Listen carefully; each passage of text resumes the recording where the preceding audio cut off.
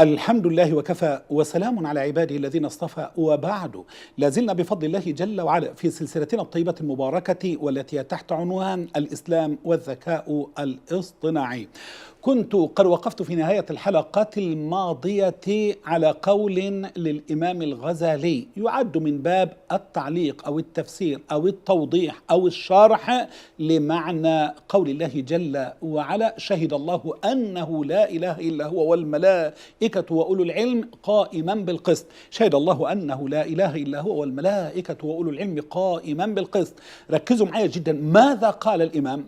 قال: فانظر كيف بدأ سبحانه وتعالى بنفسه، شهد الله، أهو كيف بدأ بنفسه، وثنى بالملائكة، شهد الله أنه لا إله إلا هو والملائكة، أو والملائكة، وثلث بأهل العلم، شهد الله أنه لا إله إلا هو والملائكة وأولو العلم.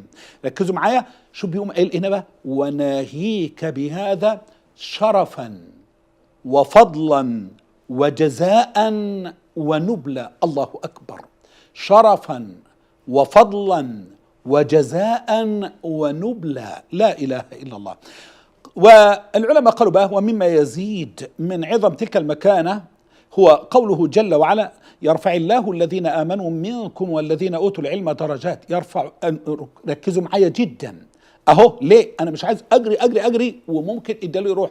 يرفع الله الذين آمنوا منكم والذين أوتوا العلم درجات. يرفع الله الذين آمنوا منكم والذين أوتوا العلم درجات، في المجادلة الآية 11.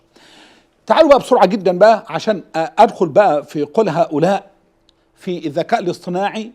قالوا: كما أكدت السنة، يعني ده تمهيد من كتاب الله جل وعلا، كما أكدت السنة على أهمية العلم ومكانته في الإسلام. ده قول برضو الفريق ده، يعني مش قول أني، ده أنا لازلت في قول الفريق الأول. قالوا: كما أكدت السنة على أهمية العلم ومكانته في الإسلام، ويظهر ذلك جليا من خلال الحث على تعلم العلم وتعليمه للناس. وخلي بالكم لما أقول على تعلم العلم ليس المقصود به تعلم العلم الشرعي فقط وحصر ذلك في العلم الشرعي، لا، بل العلم الشرعي والعلم الدنيوي أو العلم التجريبي النافع. من ذلك أي من الأدلة من السنة، قالوا: أول دليل على ذلك: من سلك طريقا يلتمس فيه علما سهل الله له به طريقا إلى الجنة، إلى آخر الحديث. أيضا من قوله صلى الله عليه وسلم: من يريد الله به خيرا يفقهه في الدين. أيضا من قوله صلى الله عليه وسلم: طلب العلم فريضة على كل مسلم. أيضا من قوله صلى الله عليه وسلم: إن الله لا ينتزع العلم انتزاعا ينتزعه من صدور العلماء، ولكن بقبضه العلماء، حتى إذا لم يبق عالم اتخذ الناس رؤوسا جهالا. وفي لفظ: اتخذ الناس رؤساء جهالا فسئلوا فأفتوا بغير علم فضلوا وأضلوا. خلي بالكم معايا جدا. طبعا أنا مش قاعد أشتغل لك بقى لا في العزو ولا في وضع رتبة، لأني لا آتي إلا بالصحيح.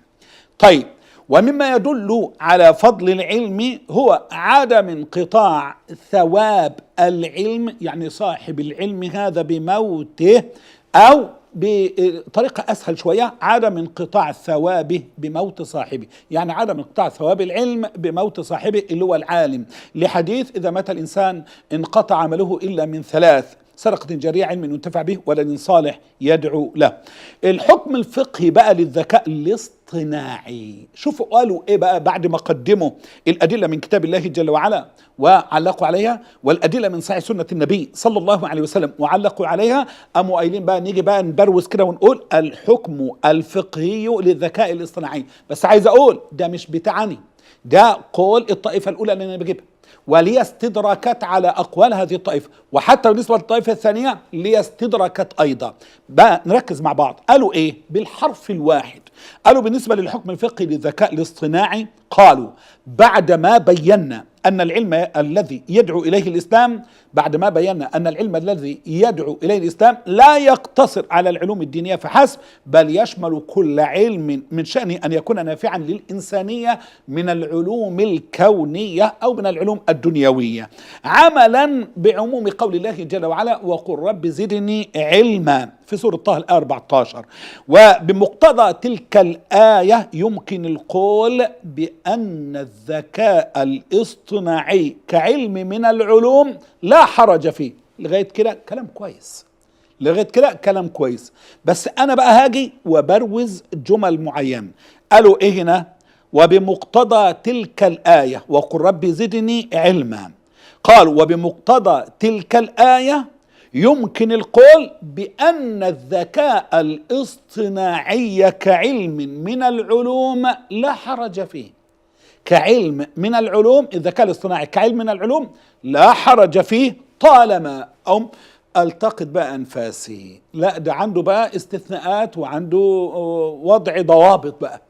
الفريق ده يرى ايه؟ شو بقول ايه؟ بان الذكاء الاصطناعي كعلم من العلوم لا حرج فيه طالما دي اقوم جاي واقف عند طالما ايه يا جماعه؟ قالوا طالما قد خلا من المحظورات الشرعيه. طالما قد خلا من المحظورات الشرعيه وانه من الامور المباحه.